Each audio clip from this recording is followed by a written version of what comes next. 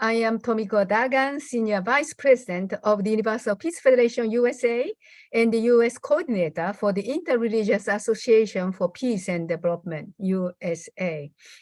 I want to convey my deep concern and condolences to the people of Israel who were killed by the vicious attack by Hamas. In the past, through IAPD interfaith prayer programs, many rabbis in my community have been praying together with the other faith leaders for lasting peace for this nation and the world. So today, I am truly privileged to host the 35th IAPD Peace Forum. IAPD Peace Forum is a Universal Peace Federation project and initiated by Dr. Hak Jahan Moon. Universal Peace Federation is an NGO in general consultative status with the Economic and Social Council of the United Nations. IAPD brings together experts and opinion leaders to start discussing and searching for ways to get genuine reconciliation and peaceful unification to the Korean Peninsula. This year, the Armistice of the Korean War marked its 70th anniversary. I hope this forum will be a source of wisdom, encouragement, and commitment to advancing toward peace on the Korean Peninsula. I'm pleased to have with us today distinguished speakers on this important subject.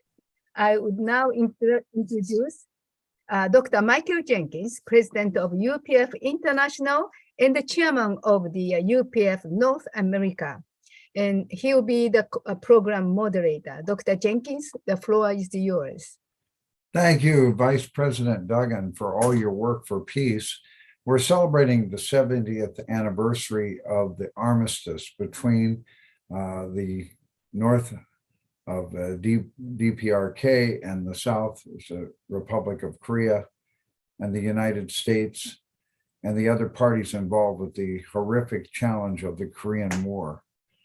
16 nations came together with the ROK to defend that nation against the communist intrusion from the north. And we are still technically at war. There has never been a peace treaty, but the armistice suspended the conflict. And still there's been breakouts of conflict over the years, but we do believe that the unification of Korea should occur peacefully, much the same way East Germany and West Germany came together. The Washington Times Foundation, which I'm president of, runs a monthly program called the Washington Brief, particularly focused on the peaceful reunification of Korea. We always have experts on that are really very, very much involved, either the commanding general like Walter Sharp, who commanded the UNC United Forces Korea.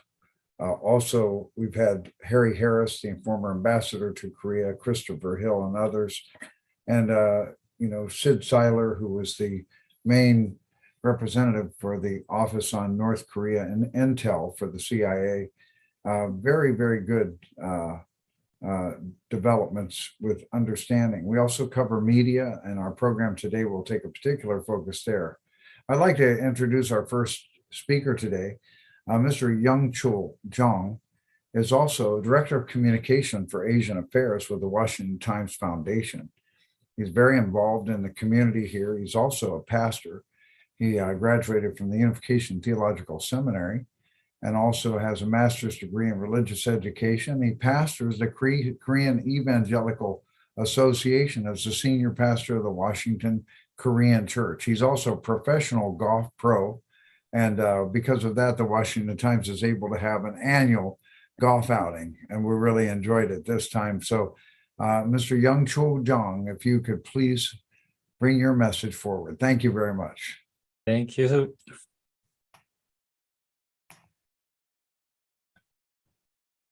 Good afternoon. How are you, everyone? I just start the 7th anniversary of the Armistice this year. So, subtitle People-to-People Peace Engagement over the Korean Peninsula. And first of all,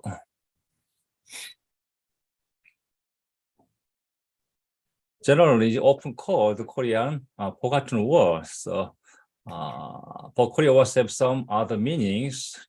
It was a critical mistake, something we can deal with that. First thing, so fighting between citizen and the citizen. Two is fighting between the freedom and the communist. And third one is U.S. troops withdraw August 1948 from South Korea and the HS line declaration January 12, 1950. This is a big mistake. This is HS line. HS is a former Department of State. So this is given to the North Korea attacked South Korea, and paid to the United President Lee and Dr. Sun Myung-moon in the chosen people. And the other ones, a key role of the U.S. This is I would like to share about these issues during my PPT. And then so we is just looking around the Korean wartime scales. First, number one, North Korea invaded South Korea June 25th, 4 a.m. And then number two is the front line, September 19. And the third, General MacArthur landing over the Incheon, the Battle of Incheon, September 10 to 19th, and the successful operation this one, and moving forward the next ones, reinforced invaded North Korea to the north side. And the front line is the Amrong River. This is the Amrong River. It's a very hard to fight each others. At the time, 1 million Chinese troops crossed over the Amrong River to the south side. And then 6, so Chinese intervened, so this war, and the 7th is this one, DMZ, so the state war at the DMZ around 2 years. So I just show up the video of the president of the Truman.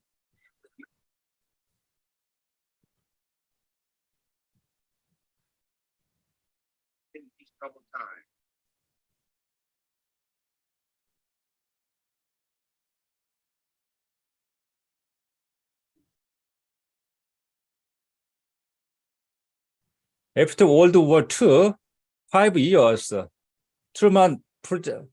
President Truman was very thinking about that issue. They want to join or not in this Korean War.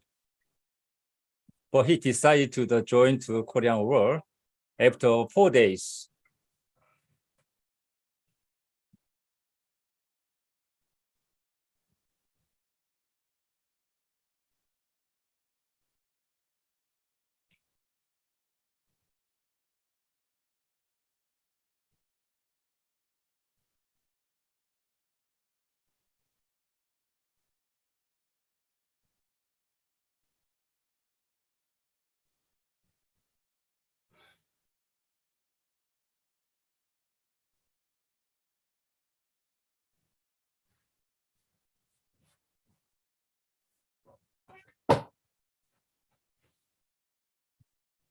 And as you know, there's a North Korea army across the 30th parallel and attacked the southward with Soviet weapons and the military advisor. Their military capability were far superior to the South Korea army. And their initial attack, they are fierce and impossible to push back. Just Korea has the small numbers and not casual weapons. They could not registered North Korea.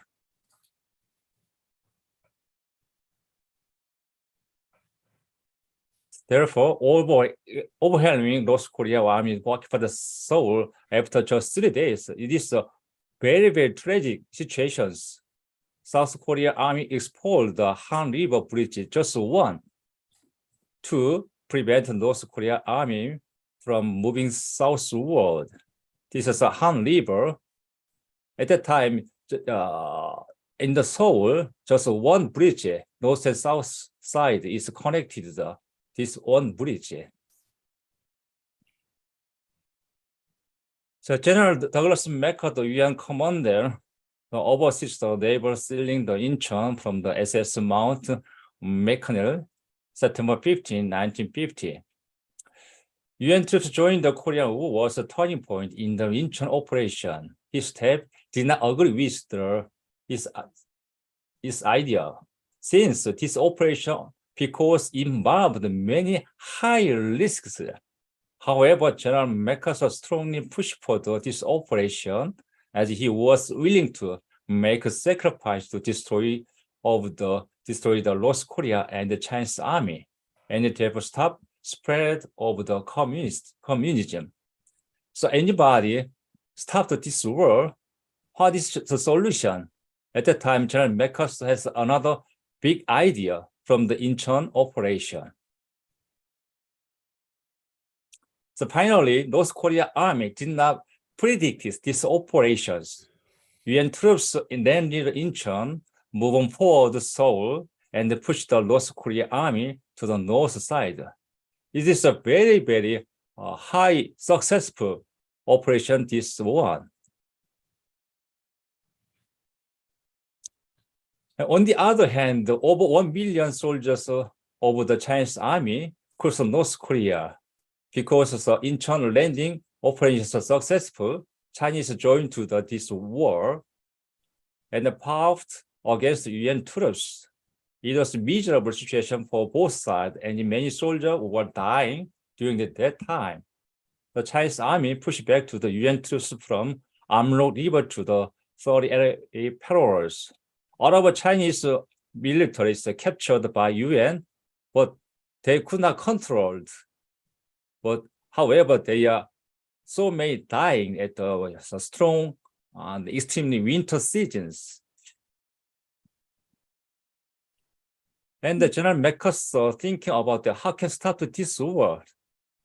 Therefore, General MacArthur considering dropping nuclear bomb on the Amro River that borders North Korea and the Chinese to protect UN troops from dying, remembering the terror of using nuclear weapons in Japan. This motivated President Truman to fire General MacArthur. If President Truman approved the dropping nuclear bombs, that war should be done very quickly. At the time, Washington side very struggling to the Truman and the MacArthur. This nuclear bombing drop or not. Finally, 1951, April 11, President Truman fired General MacArthur. Unfortunately, firing General MacArthur was a tragedy to the UN troops. President Truman's misjudgment resulted in the UN troops losing military power at the front line and exodus of North Korean civilians into South Korea. This photo is a evocation of the Hungnam. Yeah, so this is a very tragic of Korean history. And the other one, the bridge over the Daedong River at the Pyongyang, UN troops destroyed the Daedong River bridge, the Pyongyang, to delay the Chinese army from moving to south.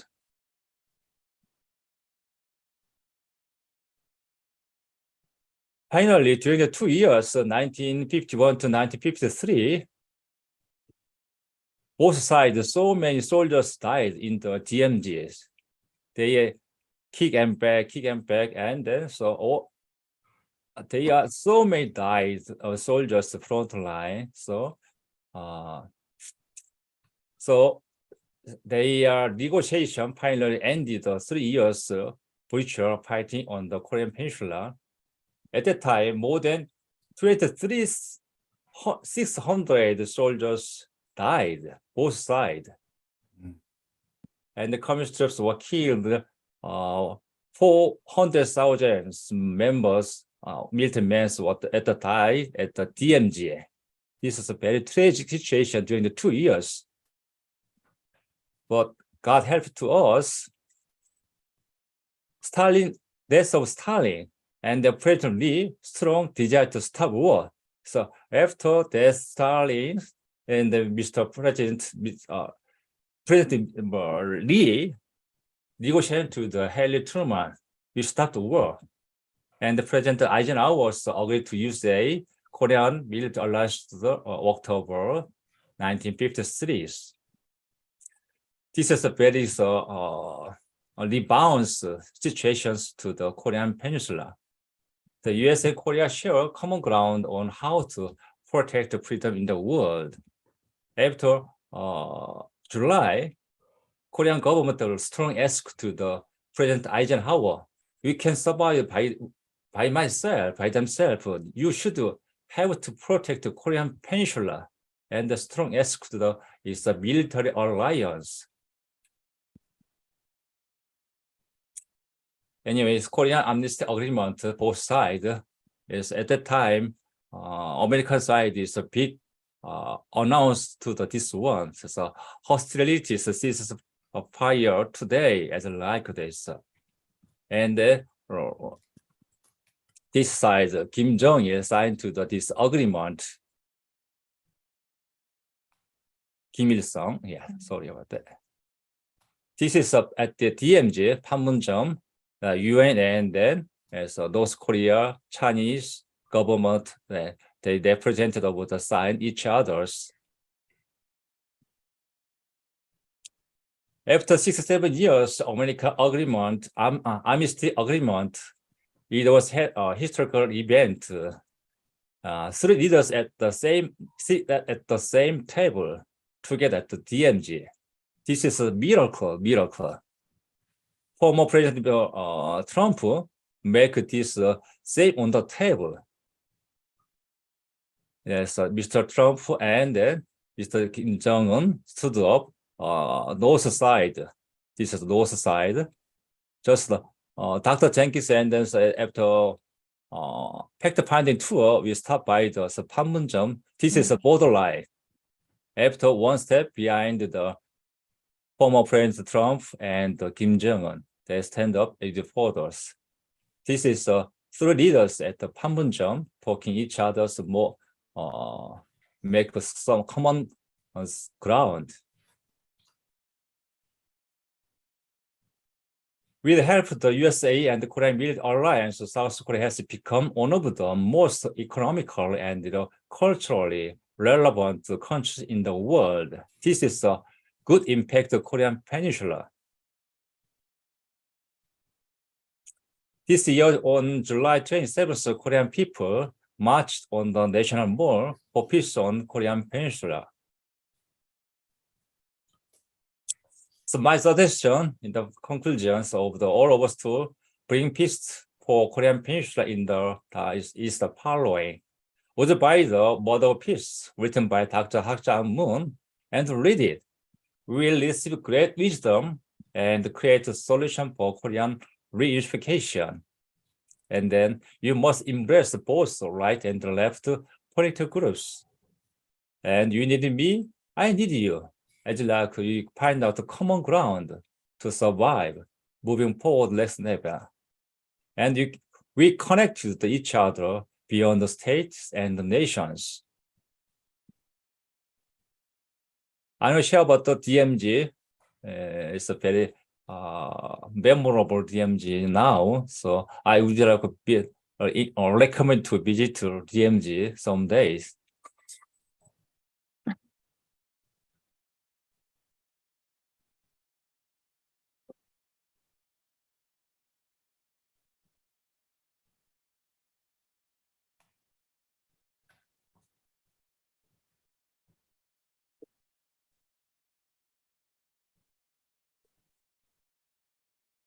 이것은 방송 제스처가 불가합니다. 사진 촬영 제한되고 있으니 주의 부탁드립니다.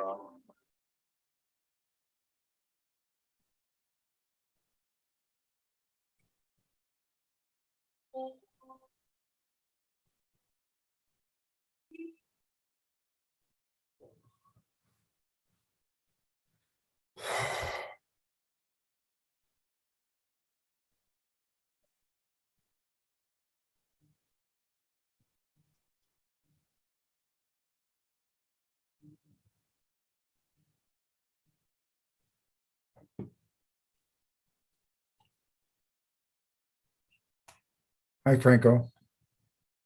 I'm on a webinar right now. So, he's on a webinar. I won't keep you long. I'm in the airport for about 20 minutes. I'm on my way for my Okay, I'll send you Pompeo's draft letter. Jenkins, can you Whoops. unmute? So how about making the DMZ into the future peace part of the world? Thank you so much your time and attention for us. And thank you. Thank you, Mr. Zhang. This was an excellent presentation. I've had many experiences of taking delegations to Panmunjom and also to the Injimgok, looking over the border to North Korea, the bridge of no return. We take Washington Times fact-finding tours there often, and we meet the key officials from the foreign minister to the president's office, to the NIS, and to, the military, the UNC command. And we're just amazed at the relationship of the United States and the Republic of Korea. It's such an important partnership and alliance. It's critically important for peace, not only for Korea, but all over Northeast Asia and even the rest of the world. So thank you, Mr. Zhang. That was wonderful. I hope I can receive your PowerPoint soon. I really enjoyed that. We're very honored to present to you one of the highly renowned professionals in the media. Ms. Jungmin Lee has been a KBS reporter, Korean Broadcasting System, for 13 years. She has spent most of her career covering international relations around the Korean Peninsula, especially North Korean nuclear issues, their impact on inter-Korean relations and broader relations with other countries in East Asia.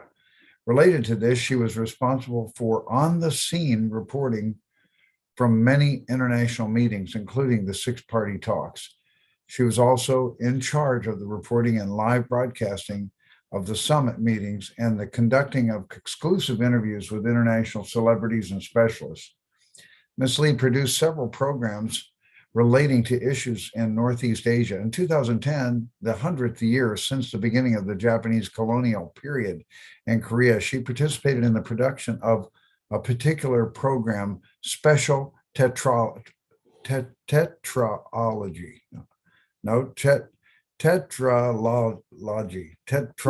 I'm so sorry.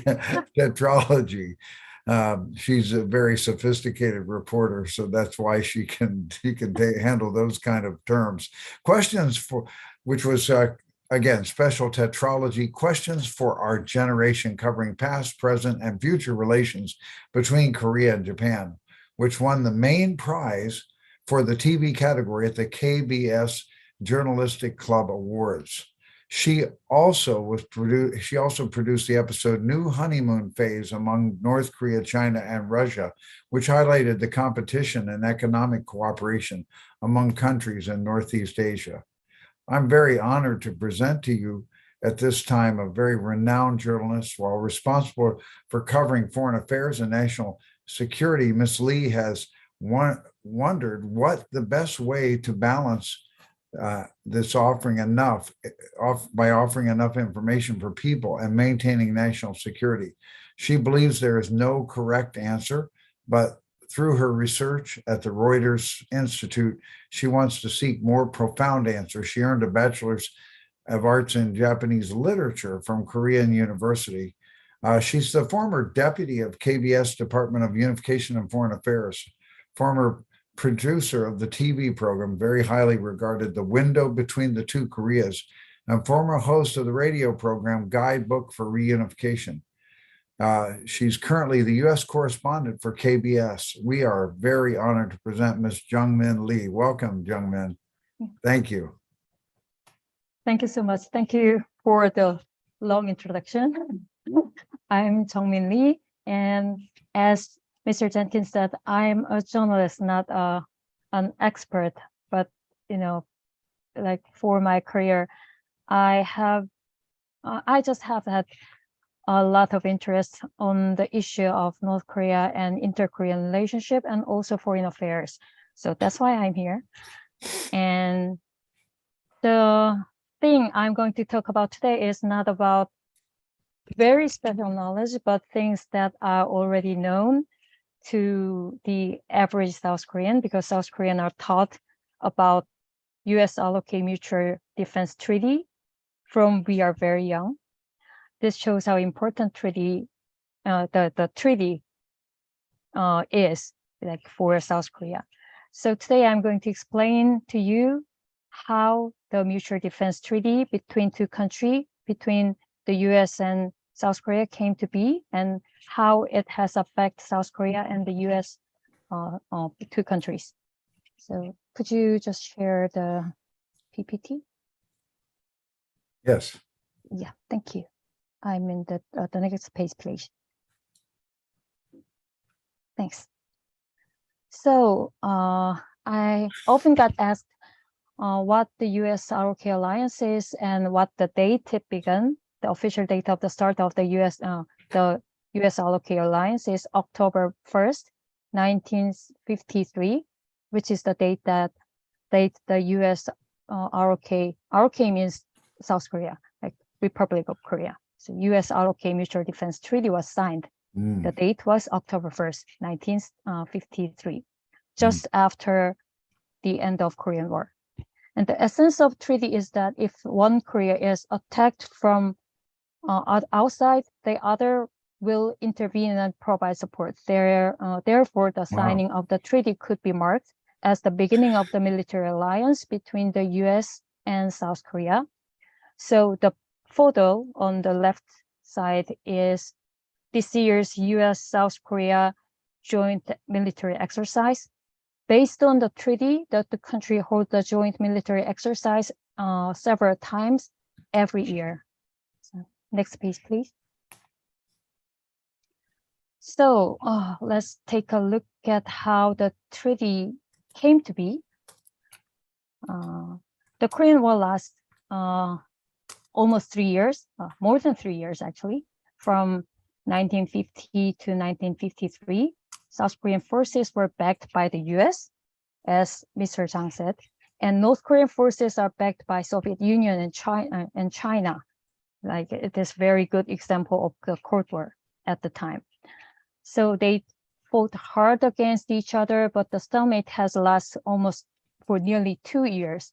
The front line barely moved in the middle of Korean Peninsula.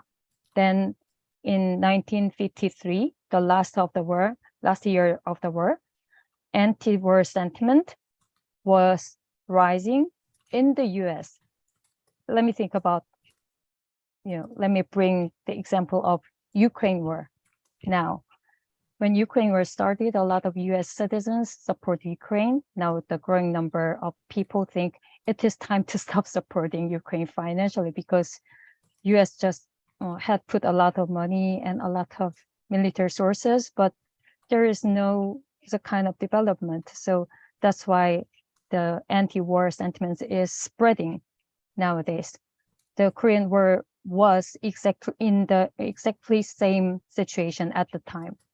So at the time president of the US was Eisenhower, Mr. Eisenhower. He wanted to end the Korean War and was in favor of calling a truce. So he started a negotiation for armistice with China and North Korea. But then South Korea President Syngman Lee, he is the first president of South Korea. He didn't want an armistice at the time. He wanted to continue the war. And he said if the US didn't continue the war, he will go for it alone. So finally, President Lee thought that even if we accept an armistice, we could be under the conditions surrounding hostile North Korea, Soviet Union, and Russia without any security assurance. And it could bring another threat after the war. That's what he was worrying about. At this time, it was just 8 years after South Korea became free from Japanese colonization. So Mr. Syngman Lee also worried about Japan. Next, please. So President Lee began to demand that the U.S. sign a mutual defense treaty with South Korea. At the time, Seungman Lee said, as you see in the PPT, the lives and hopes of the entire Korean people depend on the U.S.-Korea Mutual Defense Treaty. That's what he said. And he demanded that the U.S. signs a one-by-one mutual defense treaty with Korea, like Japan and the Philippines. However, the U.S. believed that the mutual defense treaty with South Korea is unnecessary. The President Eisenhower thought the temporary economic and military support would be okay for South Korea, but the treaty is too much. And President Seungman Lee was very upset when he heard the news. So in response, he did a very surprising thing. He ordered immediate release of North Korean prisoners from prisoner of war camp. The prisoner were the one which the U.S. Eisenhower has been willing to exchange with China and North Korea for an armistice. So they are very important for President Eisenhower. Those prisoners were the one of like, but actually it was like, so I mean, in conclusion, Mr. Eisenhower's plan was failed. So I put on a small picture on the left, and the picture is the last prisoner to be released at the time. So they loved Seungman Lee because he just gave them freedom. So that's why they are holding a big picture of President Seungman Lee. So finally, the U.S. got news that no matter what the U.S. or UN, North Korea, China decided, the South Korea could overturn it. And also, they finally realized how desperate the South Korea was for a mutual defense treaty. So eventually, the U.S. decided to sign the treaty in exchange for Seungman Lee accepting an armistice. So next, please. So the photo you are now seeing on the left side is a stamp issued by South Korea to commemorate the US-ROK Mutual Defense Treaty. So the stamp was released in 1954 and is worth about 0.01 cent in today's money. And of course, it's hard to make a comparison between the money in the past and the money in nowadays. So what we could recognize with the picture is South Korea was so happy with the treaty. And the photo on the right side shows a meeting between the US, China, and North Korea to discuss the armistice. Mr. Zhang already introduced the picture, so I will not explain it anymore. So finally, on July 28th in 1973, the North Korea War, the Korean War finally ended. So we started to be under an armistice, not the end of war. And the Korean War sadly brought a lot of casualties. So you can see the number of how many people are dead at the time. It's the number are all soldiers. So we can just easily imagine like how many civilian casualties were there. So next, please. Yeah, so I just want to talk about from now what the mutual treaty actually says. The photo on the left is from the signing of the mutual defense treaty. On the left side, the person on the left side is Byun Young-tae, the South Korean foreign minister at the time, and on the right side is John Foster Dulles, the U.S. Secretary of State at the time. We all know Dulles Airport in Virginia. and the airport is named after him. And the Mutual Defense Treaty has 6 articles in total, but most important ones are 2. I put those 2 on in my PPT. The first one is the parties will consult together whenever, in the opinion of each of them, the political independence or security of either of the parties is threatened by external armed act. It is very long, but in fact, the treaty only applies to things that happen in the Pacific Ocean, which means it only applies when the US help South Korea, not vice versa.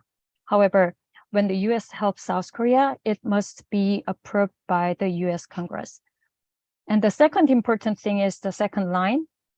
The provision would apply indefinitely.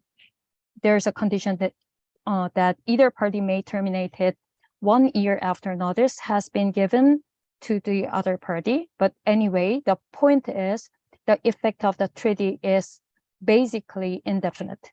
So we can easily think how strong the treaty is.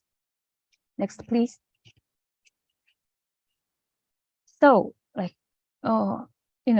we have the reason why the treaty lasts for 70 years, and we can easily think the reason the treaty lasts for a long time is because it was very important, and also it got a lot of benefits to country. So I want to talk with you what benefit 2 countries get from the treaty. So let me first from the South Korean side. So the table on the left shows how South Koreans' average income a year. In 1953, when the Mutual Defense Treaty was signed, it was $66 a year. So average Korean earned $66 a year at the time. Today, it's over 32,000. So it's just 500 times increase in just 70 years. Huge. And South Korea's economic success is largely due to the fact that the treaty allows the country to reduce its defense spending and instead invest money in its economy. That's the point. So the US security guarantees also attract other countries to invest in South Korea because they felt South Korea is safe for the investment. So thanks to the alliance, South Korea's economy is now the 13th largest in the world. Next, please. And also there is a K culture, as I think you already know. There is a BTS, worldwide famous boy group, Squid Game, mega hit Netflix series created by South Korean director, and Korean film Parasite, best movie in the world picked by Academy Award in 2020. So long time the US dominated the world's culture, as we all know. South Korea has been influenced by the US based on the close relationship with the US, which helped South Korea to become a culture powerhouse. Next, please. So the next one is, what did US get? So it is easy to assume that since the US is a very big country, so it will very, very hard to get anything out of the treaty with South Korea, but actually it is not. So first, the US-ROK Mutual Defense Treaty has helped the US to maintain its hegemonic power around the world, especially in the Indo-Pacific region. So the Korean Peninsula is bordered by Russia and China. So the Japan, another close alliance of the US, is on the other side, but Japan is an island. So South Korea is the only one who are close to the US in the Northeast Asian continent. So it's very important for the US strategic U.S. strategy to the Indo-Pacific area. So let's imagine if South Korea was on the same side as Russia and China and as North Korea, it would be very difficult for the U.S. to maintain its power in Asia. So South Korea's geographic location like automatically prevent China and Russia from taking over all the Northeast area, so Northeast Asia. So that's why the U.S. can easily dealing with the issue in the Northeast Asia with South Korean help. And also the U.S.-South Korean alliance has also given the U.S. worldwide credibility. So as South Korea has become a U.S. ally and developed economically and culturally, other countries around the world started to think about, okay, it is good to be a U.S. partner because it just brings a lot of benefits. So many Asian countries have developed an affinity for the U.S. as they watch South Korea grow. So next one, please. And in addition, the last one is South Korea's significant economic growth over time has benefited the U.S. economy. So the photo on the left side shows President Biden meeting with South Korean company SK's chairman Choi Tae-won, and at the time Biden invited Mr. Choi to the White House, but President was unable to meet with Mr. Choi because the president got COVID-19. So Chairman Choi waved to the Biden from the White House lawn, and Biden did the same thing from the inside the White House, and this photo was taken. The reason why President Biden invited Mr. Choi is because SK has made a huge investment to the US. SK is not only company to invest heavily in the US, Samsung, Hyundai, Kia, POSCO, Hanwha, and many others do the same thing. So the right side table shows the growth of South Korean investment in the US. South Korea's investment has increased 3.7 times in 10 years. And South Korea is 6th largest US trading power. So the reason for this investment is because South Korea considered the US as a very good and reliable partner because we are alliance. Next, please. So it's the time to end my comment. So South Korea and US are different countries, so in history, our alliance has been sometimes fluctuated, but anyway, the US-South Korea alliance has continued and even developed in the history based on US-South Korea Mutual Defense Treaty and the alliance for 7 years. And many South Koreans believe that it is time to move the alliance forward in a more better and positive direction. Thank you so much.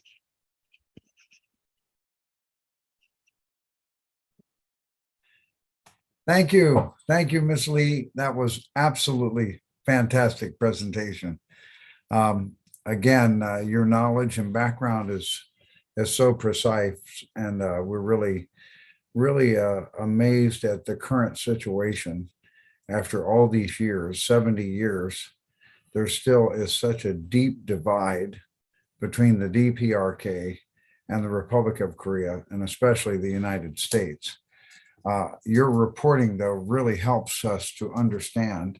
And I really appreciate what you were saying, that there's no one right answer. It's not a simple thing like that. It's something that has to be explored continuously and developed. But we've got to continue to dialogue. We have to continue to engage. And I think you would agree that even the challenges of President Moon going across the DMZ and President Trump also, even though people may have different opinions about how effective that was, but most of the experts we deal with the Washington Times brief agree that it was a step in the right direction. So again, we thank you sincerely. And we have a few minutes to be able to share some questions and answer some questions for some of our listening audience. I ask that anybody has a question, just go ahead and put it in the chat. We would really like to, follow up on that. We've got a question from Mr. Wayne Hankins. He says, Ms. Lee, very little was said about Russian involvement. Help us understand how it was that an entire people were subjugated by the culture of communism so quickly after World War II.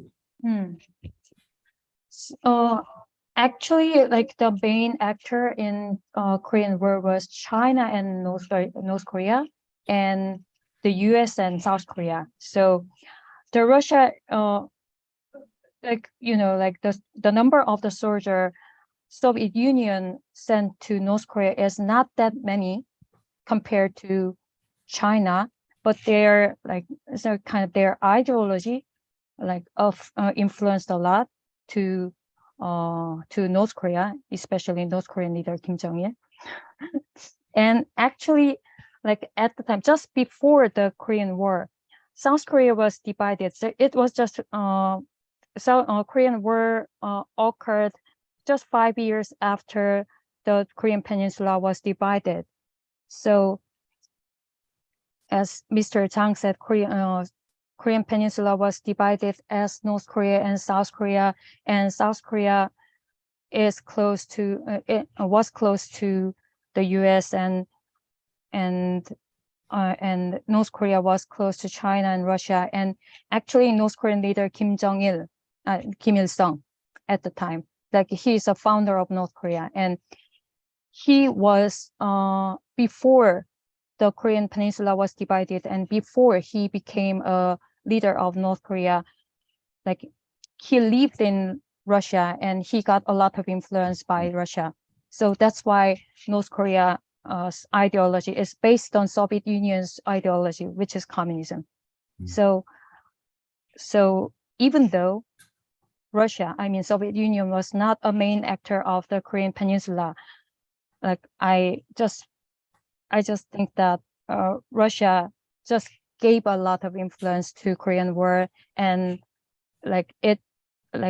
Soviet Union's ideology was became a kind of basement that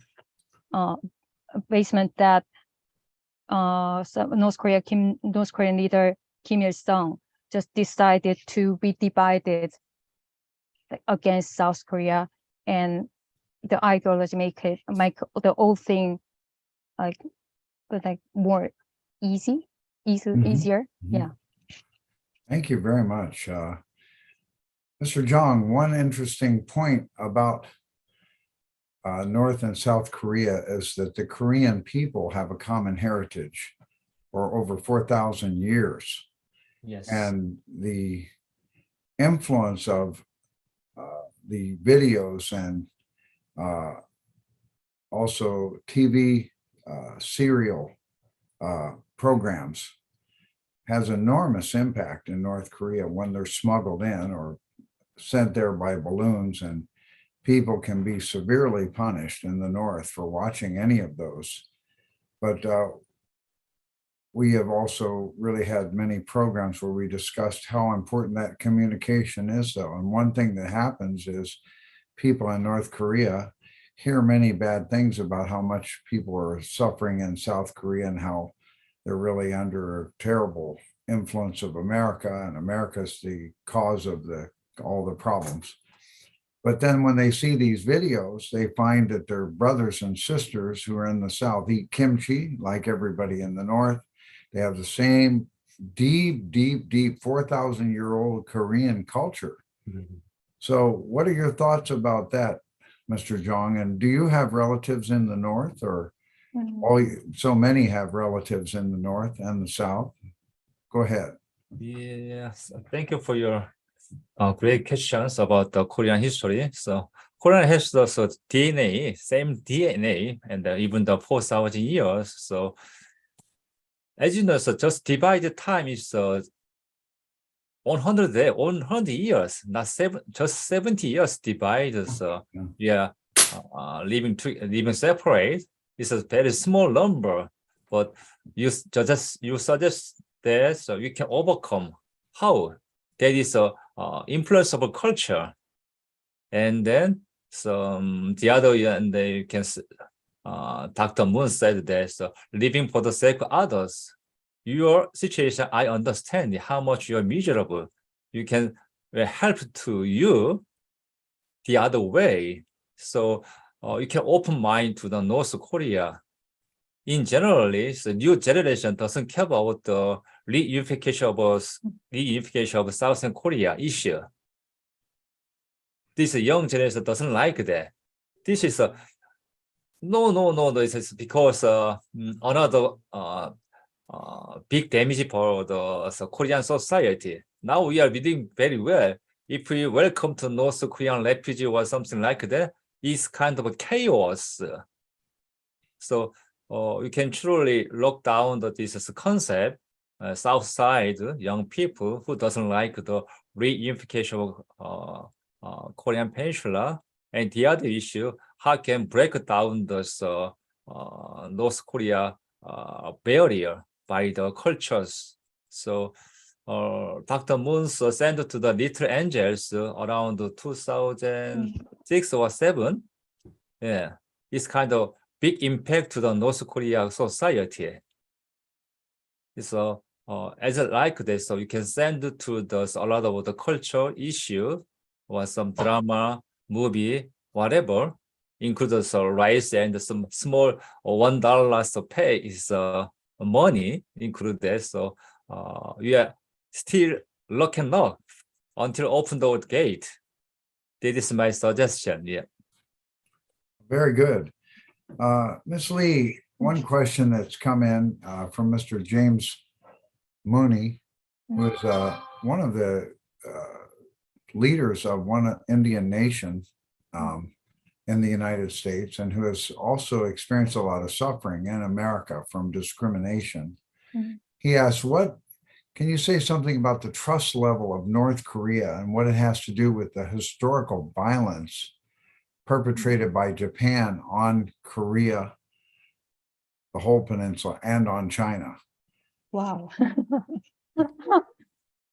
So I'm not really sure. It's quite like the relationship between 4 countries, North Korea, South Korea, Japan, and China, is very complicating. So, like it's very hard to explain, but I just think as a South Korean, we got like it's just in my life, like I saw a lot of North Korean violence like against South Korea. They sometimes use artilleries and everything and attack South Korea. So like almost 10 years ago, North Korea attacked South Korean islands. So that was a big issue for South Korea. I still remember a lot of American journalists and journalists around the world came into South Korea and covered the issue. Like it was very close to real war. But anyway, even though we have a kind of very complicating relationship with North Korea, and even though young generation really don't like North Korea at all, we still have a kind of a sentiment that North Korea is one of the Koreas, and Japan is a kind of China, and when we are dealing with the relationship with China and also dealing with the relationship with Japan, so we are kind of like South Korean government even calculate what kind of response North Korea will show, and it just influenced our decision strategically. So yeah, I don't know, it's a big question. So that's a very, very good, very good question, very good answer. It's not simple, and I'm just learning myself as we go forward. One thing that was really interesting, Secretary Mike Pompeo wrote a book, Never Give an Inch, and he met Kim Jong-un couple times in North Korea.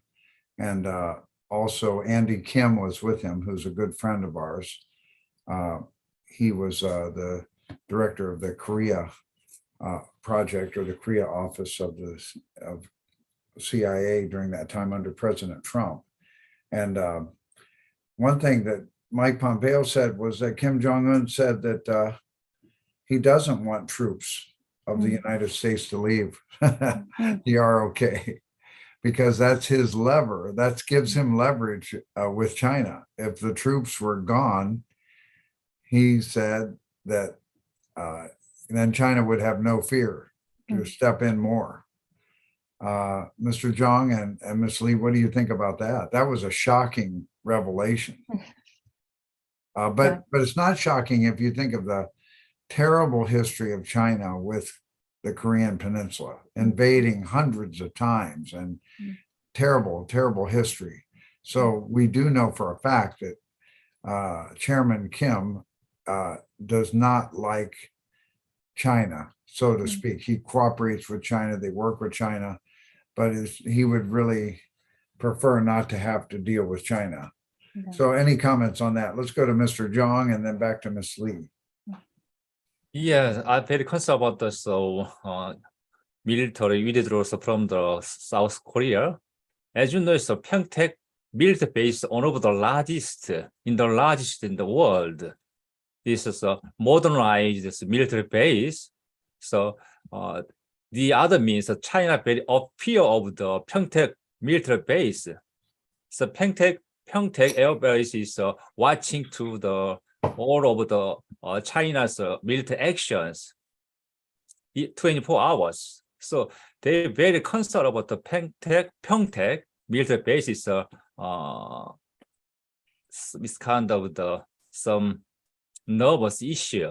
So we want to keep there, as like Pompeo said. So even though Kim Jong-un approved the stay the UN troops on the Korean soil, this very big issue after Korean reunification. So they stay there at the Korean. That is my answer here. Thank you. Yeah. Thank you. And Ms. Lee? yeah, and actually last year I got a kind of interview with the Mr. Mike Pompeo, and he said the same thing while during the interview. And you might have got scooped it. I think that's before It his was book not a came scoop. out. But anyway, like almost 10 years ago, I had a kind of work trip to the borderline between China and North Korea, and I met a lot of North Korean people who live in China but close to North Korea. And the North Korean people I met said that they have a kind of very complicating mind to China. So China is at the time, the South Korean, the relationship between two Koreas were not very good. So the China was the only country who supports North Korea. So North Korean people knew that they were supported by China, and they had a kind of they just showed thanks to China, but also they believe that they just said that they sometimes hate China because China doesn't think North Korea as a one country. It was kind of China think North Korea as it's a kind of part of the country, you know. So one of the North Korean said to me that the China sometimes support food to North Korea. So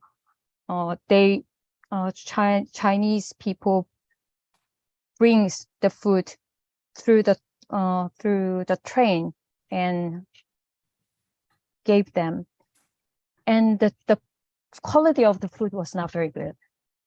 So North Korean people just thought that they were ignored by Chinese people because they are poor. So that, we can easily think that how North Korea like see China, how North Korea think about China. So they are not perfectly like China, but not perfectly hate China. It's a kind of complicating mind. Yes. Well, it's interesting because Japan and South Korea and North Korea have a lot of important relationships with China because Yeah. they're the largest trading partner of Japan, the largest trading partner of South Korea. And definitely without China, North Korea would have a hard time to survive. But it's a fascinating, but also very serious situation. And with the development of nuclear missiles and long ICBMs and the Hwasong 17, and wow, it's really quite an amazing thing. But many of the top intel people in the world see that as though that it's not a hot war like Israel is with Hamas right now. It's the most dangerous place on earth because you've got the 6 parties there: Russia, China, South Korea, Japan, and North Korea, and the United States. It's really a dangerous area because if it went the wrong way, it could be a world war. And it's the final showdown between the God-denying communist ideology and the free world democracy that affirms religious freedom. But, I'm so sad we've run out of time. There's several more questions here, but we'll have to save them for next time because Ms. Lee and Mr. Jung, we will have another program together with you. This is just so excellent. And I was surprised to find out through one of our programs that how much the Juche ideology has moved away from this traditional, strict Soviet-style Marxism. It's a very different step forward. It's still a totalitarian ideology, but it's also, not exactly Kim Jong-il and Kim Il-sung did not agree with the Soviet Marxist theories, and Kim Jong-un also, but the ideology is still very much a factor. So how about a final remark, Ms. Lee and Mr. Jong? Mr. Jong, why don't you go first, and then Ms. Lee can give a concluding remark. Yes. Thank you. Pay attention to my PPT and Ms. Lee. So about the 17 years Armistice this year. So first of all, so Korea and USA military alliance are very important things in the contemporary history. So we truly honorable respect to USA military power, and we can moving forward to the next level, working together. Thank you. Thank you. Wow, very hopeful. And Ms. Lee? Yeah, it is very honored to share the idea and our history to you guys. And I've worked for foreign affairs and inter-Korean relationship for several years, like more than 10 years, but I've never been to North Korea until now. So, as a South Korean, not as a journalist, just as one South Korean, like I really, I have a kind of hope someday to visit there and talk with the North Korean people. Absolutely, yes. Yes, so that's well, very few final people have comment. been to the North, and Yes, very yeah. that day we long for that day. Actually, we long for that day when there can be a end of this kind of division, and I'm sure you'll be among the first to be there. We're looking forward to a conference in Pyongyang in 2025. Not that it's agreed on yet, but there is some discussion with UPF about that, and our founder has been invited to the North. Somehow she and her husband, Reverend Moon, went to North Korea, met Kim Il-sung, and somehow a family breakthrough occurred where the Korean DNA that was mentioned just kicked in. And so Kim Jong-il and Kim Jong-un have remained in a kind of family relations with the founders of UPF. Tomiko, this is really a wonderful program. Thank you for putting this together, and you can have the final word today. Yes, thank you so much, Dr. Jenkins, Mr. Zhang, and Ms. Lee. Thank you so much for sharing your thoughts and some historical facts. And as Dr. Jenkins mentioned, that the co-founder of the Universal Peace Federation, Mrs. Hak Ja-han Moon, left North Korea at the age of 6. She was born in Anju. I believe not far, at least by car, if we can go, it doesn't take more than 1 hour to get there. But 70 years is a long time. One generation is gone. Even she is now 80. So she would really love to see that the people like you mentioned that someday you would like to go to North Korea and talking to them as a person to person. This is our hope as well, that we can really looking forward to find the people to people, just engage culturally. Maybe we can eat together. Korean naengmyeon or South Korean bibimbap. That's Mrs. Moon's favorite food. So I'm really looking forward to really hearing another presentation. Thank you so much. Thank you. Thank you all. Have a wonderful week and pray Yes. for peace in Israel and Palestine and peace in Ukraine and with Russia. Thank you all. Thank you very much. Reunification of Korea is coming. It's coming. Thank soon. you, everyone. Thank Thank you. Thank Thank you, you. Miss Lee. I like to hear you told me you are playing golf. You see, I don't know how often the I should have said that. Tomiko-san, Tomiko-san, do you have time tomorrow? Dinner? We meet together tomorrow. Mrs. Yeah. Lee. For Are you dinner. playing golf tomorrow? No, for a dinner. Dinner. Tomorrow Oh. dinner. Okay, If you have time, join together. Yeah. okay, yeah. Give me information. Yeah, I love to. Yeah. Korean restaurant or who is cooking? This is set up the location, and we'll show about that. Yeah. Oh, Yeah. thank you so Yeah. much, Mr. Zhang. Thank you Yeah. for inviting me. We'll see Oh, tomorrow night. Tomorrow Yeah. dinner. Okay, Yeah. wonderful. Yeah. Thank you. I'll See you let you know. tomorrow. Yeah. Okay. Yeah. Thank you. Thank you. 수고하셨습니다. Thank 네, you. bye. Thank you. Yeah. 감사합니다. Thank you.